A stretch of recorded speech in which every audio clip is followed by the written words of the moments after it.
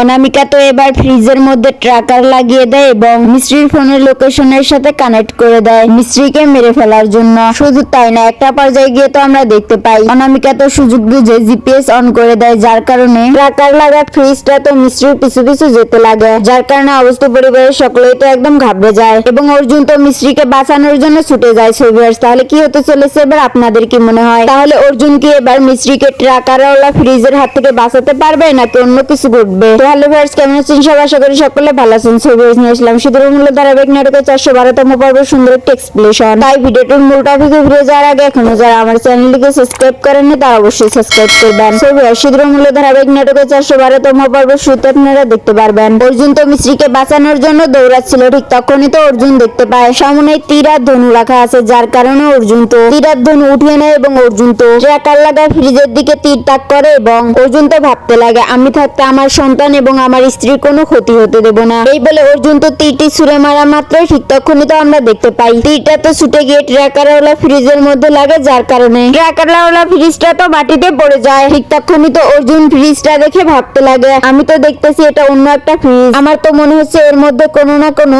রহস্য আছে। ঠিক তখনই তো আমরা দেখতে পাই মিস্ত্রি তো বলতেছে তুমি চিন্তা করো না ছোট অবস্থি, মা আর বাবা থাকতে তোমার কোনো ক্ষতি হতেই দিবে না। ঠিক তখনই তো আমরা দেখতে পাই কল্পনা তো সেখানে আসে এবং বলে আমাদেরকে এক্ষুনি বাড়ি ফিরে যেতে হবে, আমাদেরকে এখন এখানে থাকা একদম ঠিক নয়। এবং অন্যদিকে তো আমরা দেখতে পাই যশোদা তো অনামিকাকে বলে অনামিকা মিস্ত্রি তো আবারও বেঁচে গেল আর তুমি এভাবে হাসতেছো কেন? ঠিক তখনই তো অনামিকা বলে আমি তো মিস্ত্রিকে মেরে ফেলতে চাইনি, এটা তো আমার পরিকল্পনা ছিল না, আমার তো পরিকল্পনা ছিল পরিবারের সকলের মনে ভয় জাগানো, যাতে করে সকলেই বিশ্বাস করে যে মিস্ত্রির জীবন এখন অনেক বড় ঝুঁকিপূর্ণতে আছে আর এখন আমার পরিকল্পনা তো একদম সফল হয়েছে। এই বলে সকলেই তো আবারও বাড়িতে ফিরে যায় এবং এরপরের দৃশ্য তো আমরা দেখতে পাই অর্জুন তো ভাবতেছে যে আমার তো মনে হচ্ছে ওই ফ্রিজের মধ্যে কোনো না কোনো ডিভাইস অবশ্যই লাগানো ছিল, আর তা না হলে ওই ফ্রিজটা মিস্ত্রির পিছু করবে এটা কিভাবে সম্ভব হতে পারে? আমি তো ফ্রিজটাকে ভালো করে দেখার একবার সুযোগও পেলাম না। ঠিক তখনই তো মিস্ত্রি সেখানে চলে আসে এবং অর্জুন তো মিস্ত্রিকে সবকিছু খুলে বললে মিস্ত্রি তো কোনোভাবেই বিশ্বাস করে না। এবং এর পরের দৃশ্য তো আমরা দেখতে পাই যশোদা তো অনামিকাকে বলতেছে